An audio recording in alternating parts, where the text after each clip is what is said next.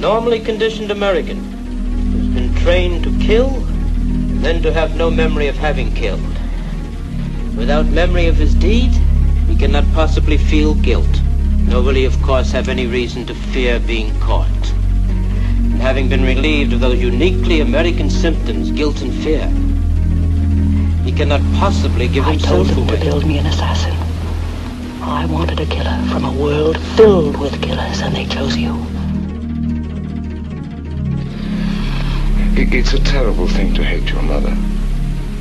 But I didn't always hate her. The preceding is from Richard Condon's novel, The Manchurian Candidate, which in 1962 became a hit movie, in which Lawrence Harvey played Raymond Shaw, a highly decorated prisoner of war who is brainwashed by his North Korean captors to become a robot assassin programmed to murder the president. Unknown to millions of people who thrilled to this taut tale in theaters across America, the Central Intelligence Agency, at the time, through its MK-Ultra program, was devoting large resources to see if by drugs, electroshock, or hypnotism, a robot assassin could in fact be created. Common wisdom, of course, holds that a person cannot be programmed to do something that he would find morally objectionable. But not everyone believes that. After receiving a small dose of LSD, they're confused and undisciplined. The notion that you can't be hypnotized to do something you're not morally inclined to do was clearly disproved by our government. Dr. Philip Melanson is the author of the recently released book, The Robert Kennedy Assassination, in which he investigates the hypnoprogramming aspects of the Kennedy murder. Dr. Melanson has spent over a decade looking through government mind control files. The experts that they had doing this kind of research believed you could do that. They demonstrated how it could be done both in their own practices and in their work for the government. And millions of dollars was spent and hundreds of people were worked on and were made to do those things. And the successful uses of hypno-programmed persons as couriers and spies is admitted by the government. The government refuses to admit assassination, but clearly they had that technology available as well. And it can be done. The mainstream of the medical profession and the experts think it can't be done or choose to believe it can't be done. But the broad group working for the government believed it could be done and demonstrated that they could do it. From the moment Sirhan was caught with the smoking gun to this day, as he serves a life sentence in a California prison, Sirhan Sirhan claims to have no memory of killing Bobby Kennedy. In what appeared to be an open and shut case, Sirhan's lawyers never contested his guilt. They merely sought to prove him insane, incapable of planning the assassination. But the jury convicted Sirhan of first-degree premeditated murder. They concluded he was a politically motivated assassin, a lone gunman who was faking his amnesia to avoid punishment. But some experts investigating the assassination believe Sirhan's amnesia is genuine. They offer a highly controversial theory for the cause of Sirhan's lack of memory. Sirhan's lack of memory for the murder of Robert Kennedy was genuine, and it was established by both the defense and the prosecution before the trial. Sirhan himself badly wanted to remember what had happened. After all, he was caught with a smoking gun, so he wanted very badly to remember, and he worked hard at it, but he was still unable to come up with any motive or any memory of the crime. Sirhan remembers the events just prior to the shooting and just after his capture, but claims to have a lapse in memory during the actual shooting. Do you remember drinking coffee? I remember being around the coffee. You don't remember anything at all after that? What do you remember when you got back and after you've had some coffee? I was choking like a son of a bitch. Choking? I was choking. Choking on what? They grabbed my throat. Oh, you mean after the shooting? Yeah. I see. Psychiatrists for both the defense and prosecution testified that Sirhan did have amnesia for the assassination. But to this day, no psychiatrist has found any evidence of psychosis in Sirhan, which scientists consider another possible cause of amnesia. Melanson became convinced that Sirhan's lack of memory is the result of being hypnotized and programmed to kill. After 15 years of analyzing the evidence and interviewing experts and witnesses, the only logical conclusion in this case, from my mind, is that Sirhan Sirhan was a programmed assassin, programmed to show up shooting at Robert Kennedy, and programmed not to remember. Is the programmed assassination theory merely the plot of a Hollywood movie? Or is it really possible to hypnotize someone to kill? Dr. Herbert Spiegel is one of the world's leading experts on hypnosis. He has taught hypnosis at the Columbia University Medical School for over 20 years and is the inventor of the standardized test for measuring a subject's hypnotizability.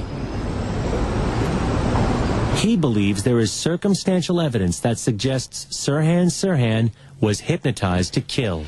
The total and complete amnesia that Sirhan demonstrated from the very beginning to this very day suggests strongly that he was A, highly hypnotizable, and B, programmed to perform that act. Hypnosis played a major role in Sirhan's trial, as psychiatrists for the defense and prosecution hypnotized Sirhan at least 6 times in an effort to unlock his memory. You're right in the kitchen now. In one session under hypnosis, Sirhan was induced to reenact the shooting. Look, Senator Kennedy is here.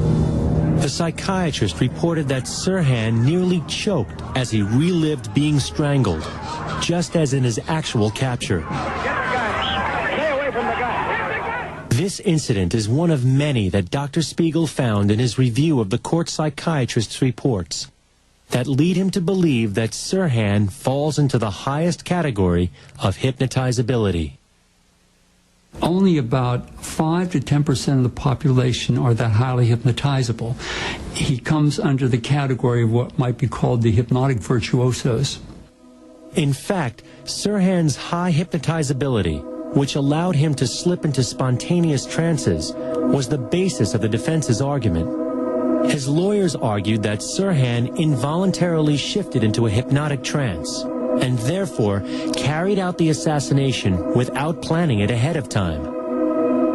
The possibility that someone else may have hypnotized Sirhan was never presented in court. But Dr. Spiegel believes that the circumstantial evidence, Sirhan's desire to be hypnotized, his extreme compliance under hypnosis, his amnesia to the assassination event, all suggest that Sirhan appears to be an ideal candidate to be hypnotized.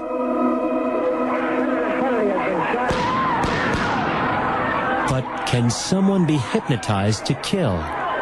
Yes, it is possible to instruct a highly hypnotizable person to perform many acts, including assassination. For the past 10 years, this eminent Californian lawyer has been investigating the links between hypnosis, the American security agencies, and murder. Can hypnosis be used to influence people to commit illegal or immoral acts? There's generally a folklore that it can't be so used, and I think the reason for the folklore, for one, is to discourage people from trying, and two, because it took a while for hypnosis to establish itself as a valid therapeutic technique. Now that we know that it is a valid therapeutic technique, we can also see that just as it can be used for good, it can be used for evil.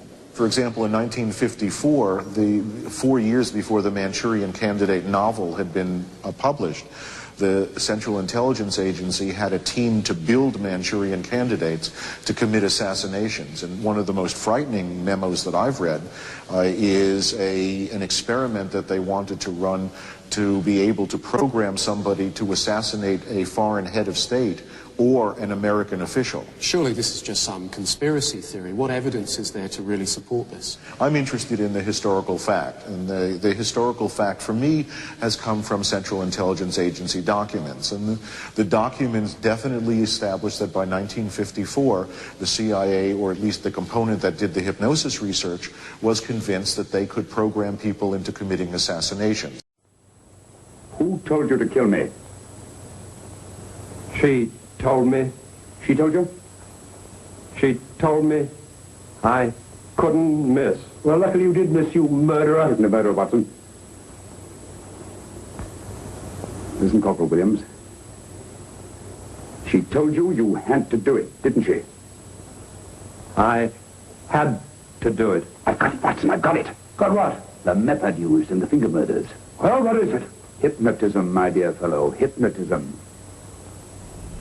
This eerie, foreboding structure, also known as Ravenscrag, became a house of psychological horrors, all under the watchful eye of one of the world's leading physicians, Dr. Ewan Cameron.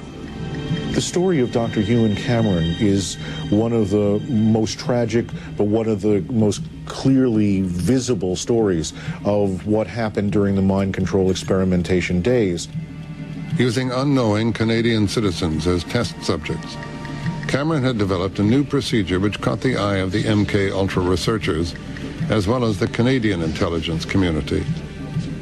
He was hired by the CIA and the Canadian government to further explore the treatment, which he called psychic driving. First, Cameron proposed that they would use intensive electroshock and LSD and other disorienting drugs to, in his terms, de-pattern individuals, basically to wipe the slate clean. Second, using tape-recorded messages, try to program in new behaviors by repeating these messages hundreds of thousands of times, while the victim was immobilized with other drugs. And the final phase was to try to wipe the slate clean so that people could not, again, remember what had happened to them, but still have the new behavior. The psychic driving experiments literally reduced the person to a vegetable. One of the group of people who was a man called Robert Logie, who lives in Vancouver. He was also a victim of these psychic driving experiments where tape loops were played countless hours per day, many months in a row. I heard 4 words, and it's very hard for me to say. 4 words I remember where you killed your mother. None of this, of course, was therapeutic. None of it was warranted by the conditions under which the people had gone to the institute. None of it was done with consent, and none of it was done with the awareness of the people that they were experimental guinea pigs in an advanced brainwashing experiment. Another of Cameron's patients who endured months of mental torture was Linda MacDonald. I think there were about 80 of us. We discovered that these 80 people were just ordinary, everyday people. It could have been you, it could have been me, it was me. It could have been anybody who just walked through the doors of the Allen Memorial on the wrong day at the wrong time when Dr. Cameron needed another schizophrenic for his fun little stuff upstairs. Linda MacDonald started off as a pretty much normal person.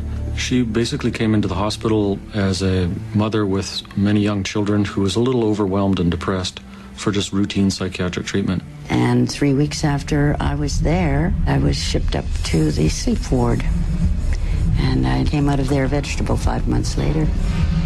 By the time someone was in the sleep room, the ability of that individual to remember or describe what happened to them was very limited. So the descriptions that there are from nurses and from other people who worked at the facility, and their descriptions are, to quote one, like something out of Dante's Inferno. Within the walls of this living hell, patients would be subjected to electroshock therapy that went well beyond the professionally accepted guidelines of 4 to 8 treatments. I received a total of 109 electroconvulsive shock treatments.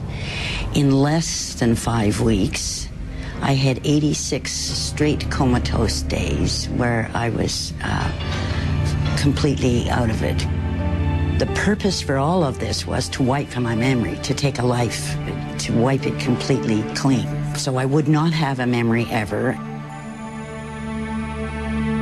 When I came out of the treatment and they had decided that my memory was wiped sufficiently, I didn't know who I was.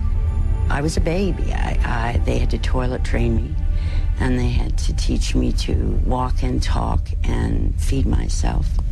She has absolutely zero direct memory of her life before age 25. Now, it doesn't take long to figure out why the CIA or other intelligence agencies would be interested in such research. Well, if Cameron can get it to work for a psychiatric patient, well, then they can use the same thing to deprogram somebody and put them back together for a brainwashing scenario. It would not be until years later, after an emotional divorce from her husband and the painful loss of custody of her children, that Linda McDonald would learn of the hidden purpose behind the treatment she had received. This big headline saying, Dr. Cameron, CIA, brainwashing experiments, and I stopped breathing for a minute.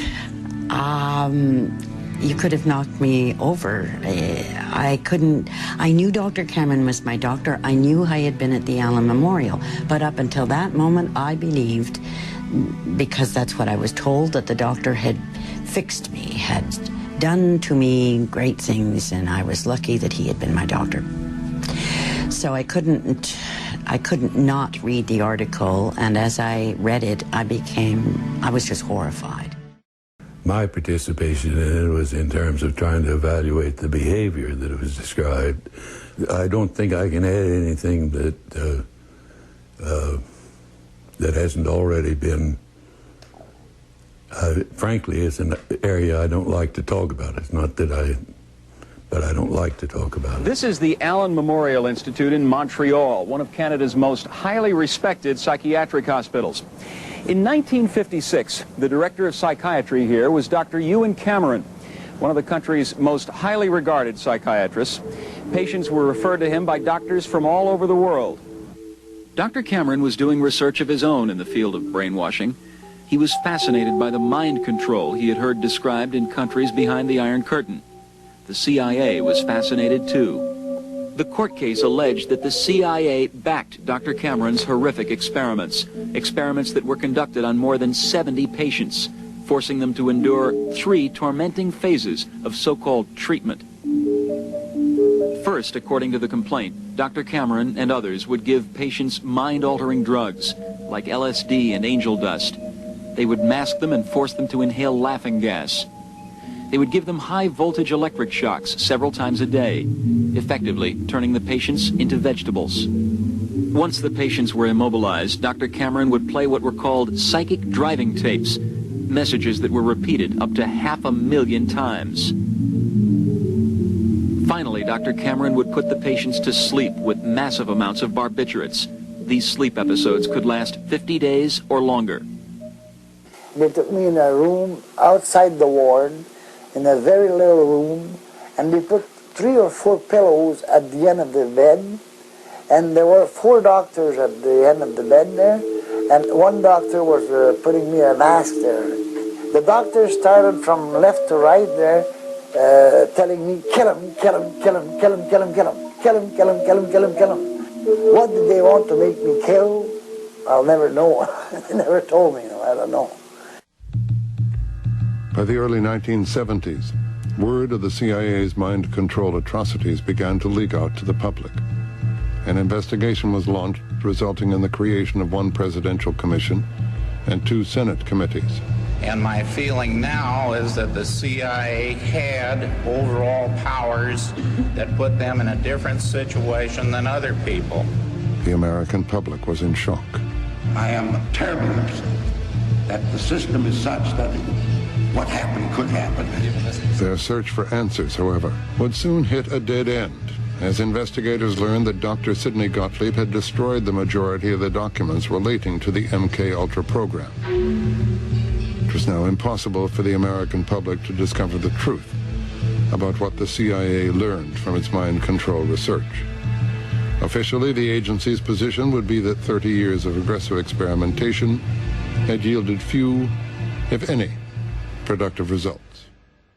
Do you know what day it is today, Cap? Yeah. What? What day of the week? Wait a minute, don't bug me. Sirhan's own diary does repeatedly refer to mind control. You say that Sirhan was programmed, controlled, almost brainwashed to kill Robert Kennedy. It sounds like science fiction. As a matter of fact, it sounds like you watched the Manchurian Candidate movie one time too many. What people don't understand about the Manchurian Candidate theory and the movie is that that movie was based on Condon's conversations, as I understand it, with people who were actually involved in CIA mind control research.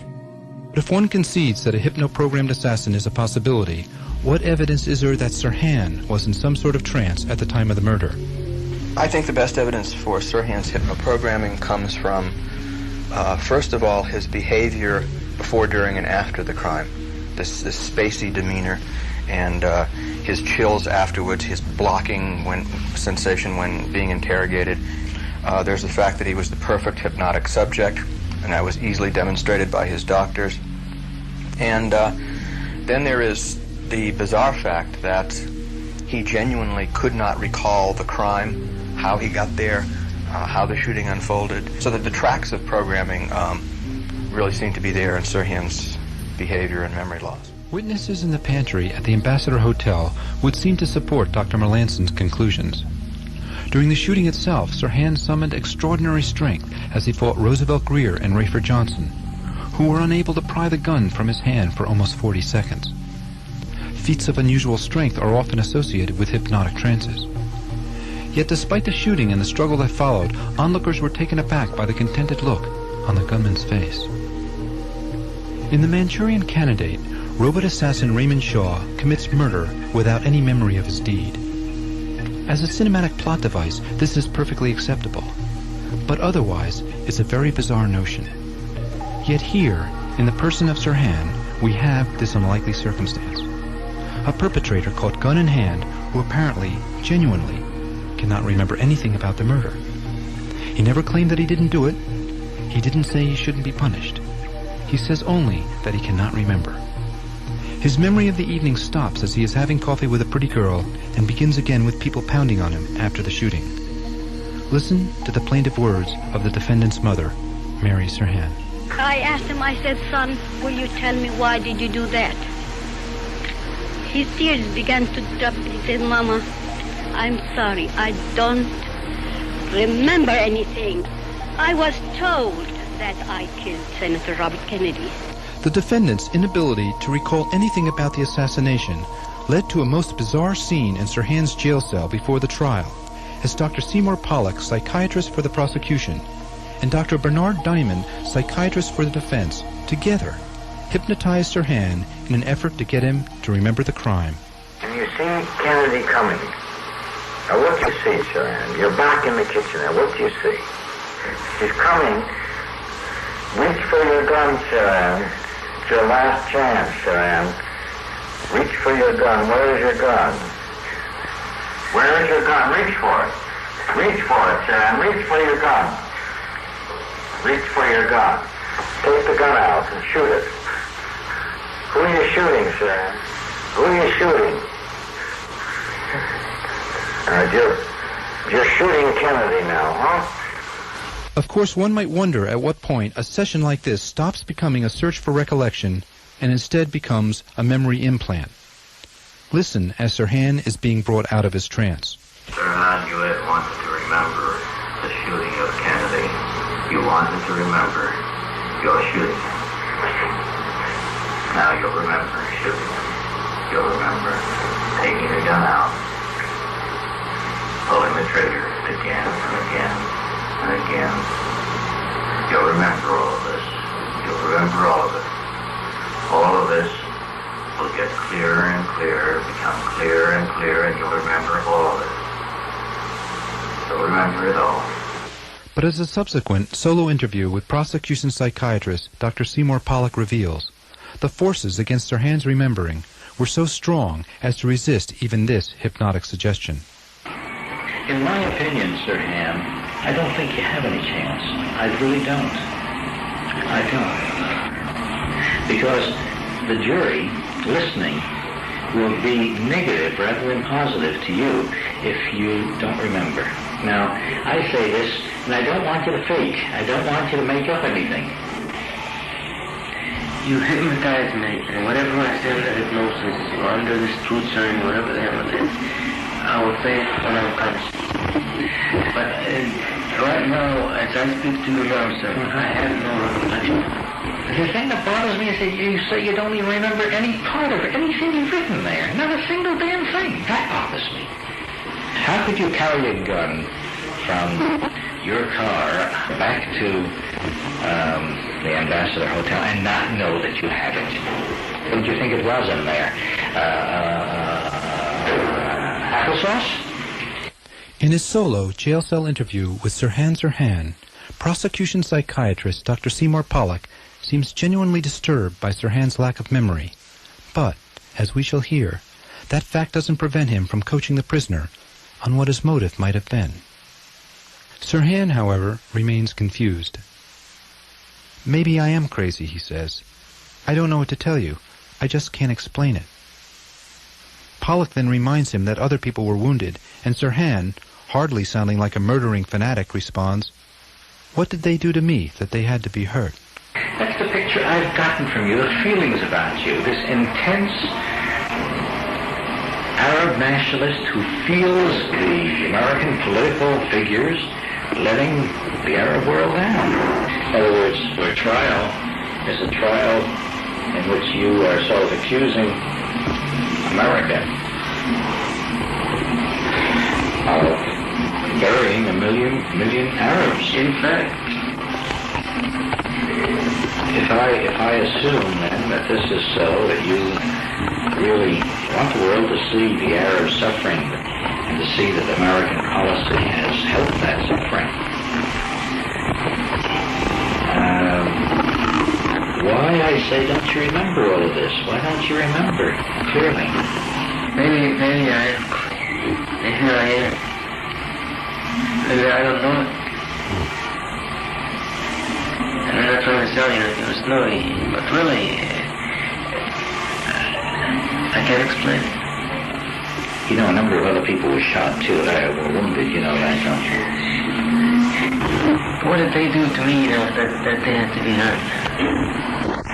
I think that you had this pretty blind rage, anger, resentment. I mean, to you, at that time, Kennedy was really the biggest bastard in the world. He was the biggest son of a bitch. Pollack here seems not to understand that he has asked the key question. If Sirhan murdered Robert Kennedy to make a political gesture on behalf of the dispossessed Palestinian Arabs, why doesn't he remember? And why such remorse? My own conscience doesn't agree with what I did, Sirhan says sadly. In what way? Pollack asks, taken aback. It's against my upbringing, says Sirhan. My childhood, family, church, prayers, the Bible and all this, sir. Sirhan, as many people don't know, was a Christian. Now returning to the quote. And here I go and splatter this guy's brains. It's just not me. It's just not me. My own conscience doesn't agree with me with what I did. Your own conscience? My own conscience doesn't agree. In what way? It's against my upbringing, my very nature, sir.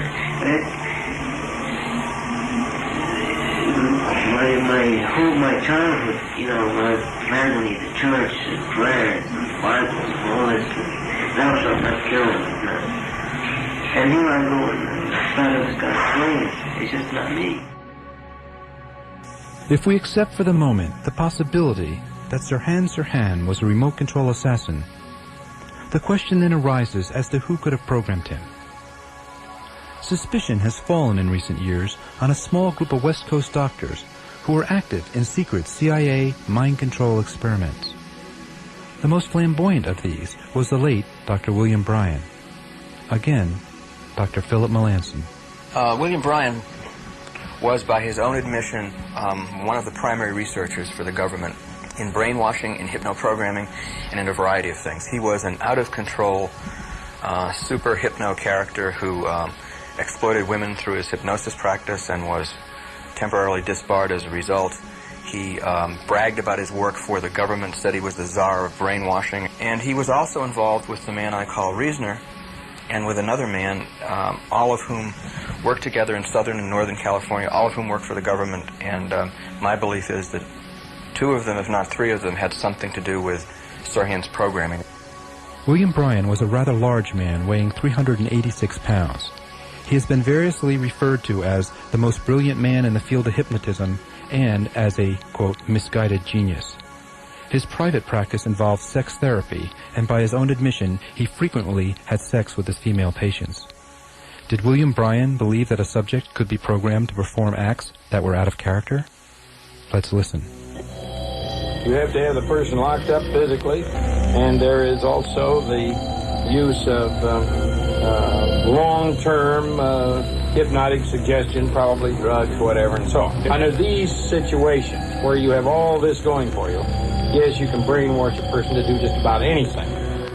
Did William Bryan have anything at all to do with Robert Kennedy's accused killer? Well, in the year before his death in 1976, Bryan reportedly bragged to two prostitutes who serviced him regularly that he had, in fact, hypnotized Sirhan.